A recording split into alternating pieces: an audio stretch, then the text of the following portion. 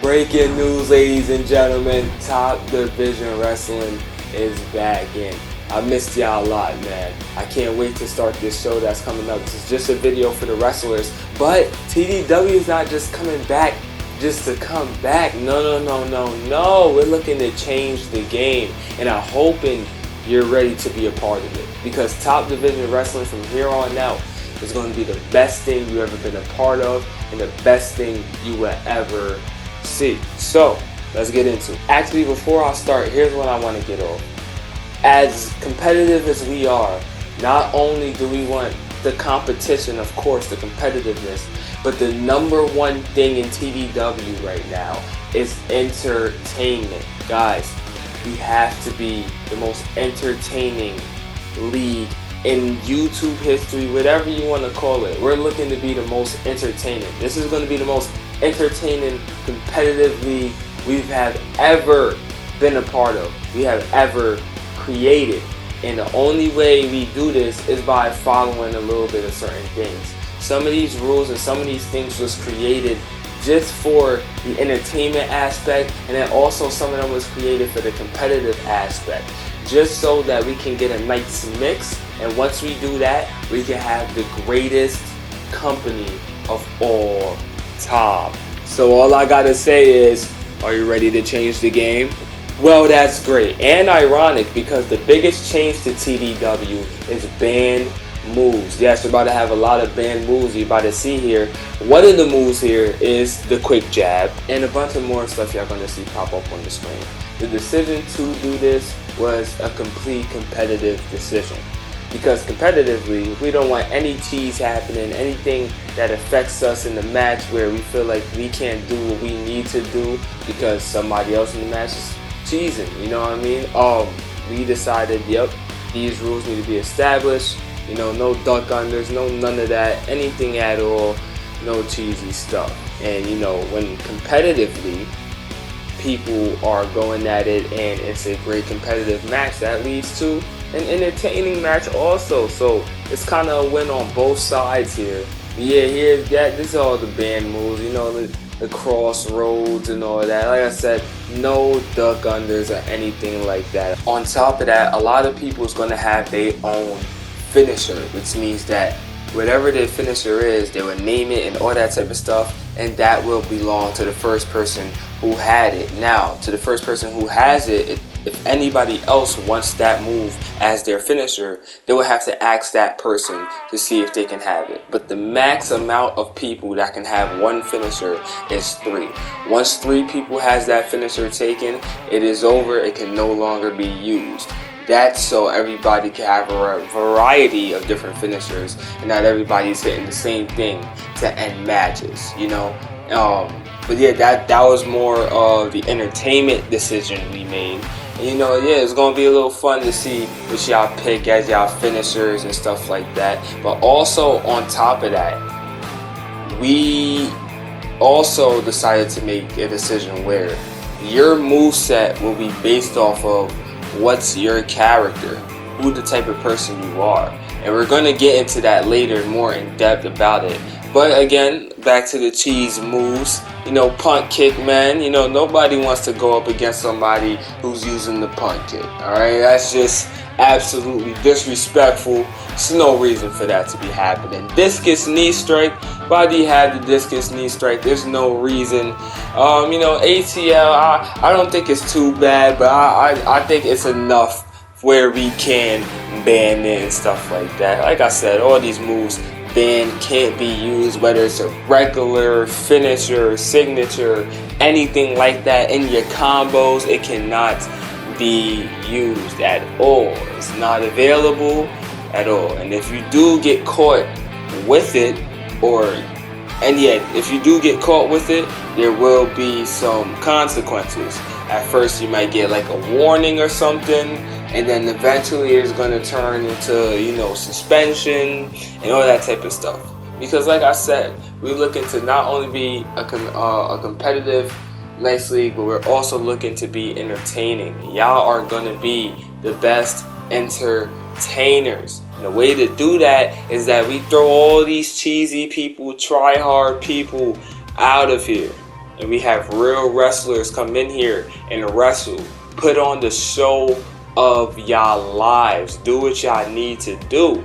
But back into the moveset category thing where people have their own certain movesets and stuff like that. So if I'm a let's say I am a striker and high flyer, in my moveset I should be having moves where I'm striking and high flying, and you can have a variety of different things, but it mostly has to come down to either two or one thing, you know, because that builds more character.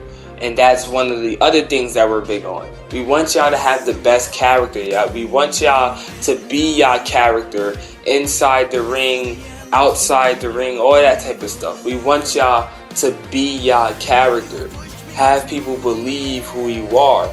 Go in the ring and show that, okay, this is whoever so and so, and you know, this is how he does things, this is how he wrestles, this is his style, which means everybody has a different style now. Everybody has a different gimmick. They're not the same person. Everybody has something that stands out about the other person, and that's what it's all about. That's what character development is all about. Everybody's just gonna have different things.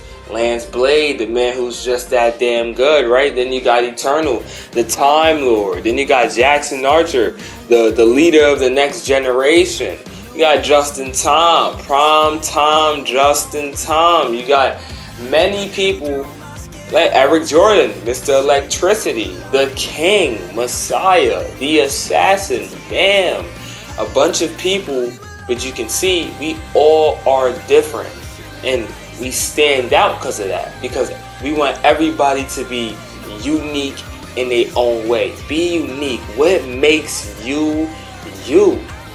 Anytime your match starts or anytime your PlayStation turns on and there's a show, we need y'all to tap in to y'all character. So every Wednesday, Friday, or it might be Tuesdays and Thursdays, but I will discuss y'all with that in parties. Any Wednesday or Friday, and on a Saturday, as soon as your PlayStation turn on, you know you about to have a match, it's time for your character to come out. It's time for whoever you are. It's time for you to be that guy. Be him.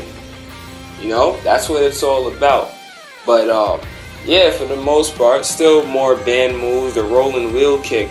Believe it or not, that move, it doesn't give you a lot of reversal prompts. And trust me, I learned that the hard way.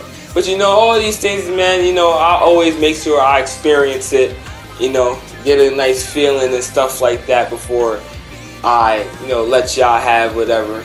You know what I'm saying? But yeah, for the most part, these are the things that are banned. And like I said, if these rules aren't followed, consequences will end up happening.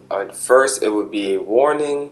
Then it would end up being some kind of suspension after. And then maybe it can even end up with you getting kicked out. But, you know, that's just the most severe of the situations. But yeah, these moves, like I said, are not allowed. No bueno. Alright, you cannot have it, cannot use it, whether finisher, regular move, signature, anything like that. In no circumstance should these things be used. And I feel like it's pretty fair, and I think y'all all gonna like certain of the things that are banned here. But also on top of that, just know that that's not the end of all the banning, because if y'all do end up coming up with something else that is cheesy, then that move will end up getting banned too. So don't think that you can pull a slick one and think that, okay, I'm gonna use this, because that can end up getting banned if it becomes a problem. But I think we all get it here. I think we all understand. I think we all on the same page, and I think now it's time to really move on. Now let's dive more deep into character development. So don't worry about the template you're seeing right now. I'm just using this as an example. But as you can see, striker, powerhouse, high flyer, technician. if you tell me, okay, you're a high flyer, powerhouse, striker, or technician, your moveset has to resemble exactly what you say. Or maybe you're a high flyer and a technician, striker and powerhouse, striker and high flyer, powerhouse and technician, you know. But it can be more than two, right? Now, you know, you can have some moves resembling something else, but for the most part, it has to revolve around what's your two or one, you know, ability. What do you do in the ring? What type of wrestler he is? What type of guy he is? What does he do? And all that type of stuff. And this is the start of it. This is what you got to figure out first. What is my guy's wrestling style? That is one of the most important ones when you making your guy. And on top of that, now we have the weight and everything situation. So let's say you make a big guy, like 400 pounds, 6'8", 6'9", this huge guy, powerhouse, all that type of stuff. Well, that has to reflect on what's going on in the ring. Because if you're that big, I don't want to see you go up against any other small guy and coming off the top turnbuckle, hitting, you know, whatever, like how Big Show's doing to Rey Mysterio right now. But then again, if you're a small guy at 5'9", 200 pounds, then I don't want to see you even try to lift another big guy up. I want y'all to play to y'all strengths. The Big Show, look, the big guy, so he's going to dominate Rey Mysterio. And Rey Mysterio, he's going to use his high-flying ability against the Big Show. Another huge thing that plays into matches and even promos and stuff like that is, don't worry about the template right here, but it's describing what is your character, face, heel, what does he believe about himself, what is it, what about him makes him him, or what about her makes her her. That's the important part. What is their gimmick? What is their, or not even gimmick, what is their motives? What is all that type of stuff? You know what I mean? Lance Blade, he believes he's the man who's just that damn good. He believes he's better than everybody. Jackson Archer, he believes that he is the leader of the next generation. He wants to take out any older generation because he feels like they are the reason why the generation that he is leading is not on top right now. You know, reason, something. Give it character. So which means in matches, you know, if you are that 6'9" big guy, you know what I'm saying, and you're a heel, you're a bad heel, I don't want to see you running away though. You shouldn't be running away during the matches because he's a big guy. He's not scared of anybody. Even if you about to be stunned, you wouldn't run away or anything like that. Now, it's a difference between that and let's say you make a coward type heel, like a The Miz or an Edge in his prime. Those guys are more likely to run away during the match, to leave and all that type of stuff and get away out of the situation. And there are desperate people. They're desperate for the win. They'll do anything for the win. On the flip side, somebody like John Cena, look, is getting dominated, beat up by Edge, left, right, chops, knees to the face, lifts him back up, then hits him with another chop, punch, knee to the face. But since John Cena lives and died by the words hustle, loyalty, and respect, and the words never give up, even when he's about to get stunned, he ain't gonna run anywhere because that's not who he is. This is the type of mindset I want y'all to have when making y'all guys and wrestling and doing promos. Figure out who your guy is just so you can, you know, make him alive with your wrestling and promos. For example, this guy, this template, it says the guy's egotistical, disrespectful, desperate, cowardly, and disciplined. He's egotistical. He thinks he's the best. He's disrespectful. He don't respect anybody. He's desperate, which means he'll do anything for the win. Yeah, he might be loyal, but he probably hides behind his teammates to get to do the dirty work for him because he's a coward.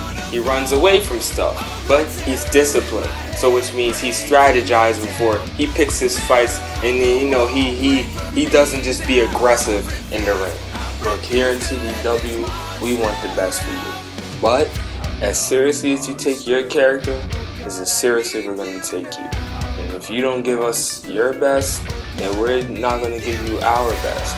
But you can't be upset when other people are getting the moment and it's getting the best because they did. know, and that's how it's gonna work, honestly. Moving on back to gameplay. If you and another guy is in a match and your guy is about to do a springboard move or a top rope move, please try not to, or do not at all. The rule is you cannot run away like that. That is against the rules. You have to stand there, and it's either you reverse. If you reverse, that's great. If you don't reverse, then that's, you know, that's not too good for you. But at least you did not make the match, you or the other guy, look dumb in the ring by having that type of moment happen. There is no kick up, so things like this, what Lance Blade is about to do, is not allowed in TDW. And if Lance Blade, somebody throw you off like that, you can't hit that R1 button. You just have to let Lance Blade get up on himself or whoever you're using, right? And on top of that, you know, there is a lot of wake up taunts. You can't keep repeatedly using wake up taunts. Now, there's not a limit. I'm gonna tell you when you can use it. But wake up taunts, you can't just keep using and using and using over and over again for your opponent to keep getting up and things of that matter. The only time you can use wake up taunts is, like, let's say you're about to do a dive outside the ring, then you wake up your opponent, he gets up and you dive outside, boom. Or maybe you're about to hit your finisher and boom, you go to hit it, bang. But that's the only times you use something like that. And in TDW rules, there is no count out, because the way how we edit the video, so there is no count out, but there is DQ. So just know that, try not to use weapons or you'll be looking dumb as Lance Blade right now in this situation. On the flip side, if there's an Extreme Rules match, use all the weapons in the world, get creative, all those type of things, just so you can, you know, make it a reason why it's Extreme Rules, or maybe even a Hell in a Cell or anything like that. Be creative, use weapons, everything of that matter. If you got everything down, you are ready to change the game and become the TDW superstar. Thanks for looking at this. Remember, as a wrestler now in TDW, yes, skill does play a part. If you are skilled, you will go somewhere. But also, the entertainment is a huge factor now in TDW. If you're an entertaining superstar, that can get you far. We judge you on how entertaining you are. What can you do? How good are you as a wrestler? How can you tell stories? You know, do we trust you at the main event of this pay-per-view? Do we trust you with this world title? You know, and you have to make us gain your trust and all that type of stuff. If I can trust you in these matches, trust you in these things, you're gonna have a lot of fun and all those type of things. But you know, you have to gain our trust on how entertaining you are. But thanks for watching the video, and I hope you're ready to change the game.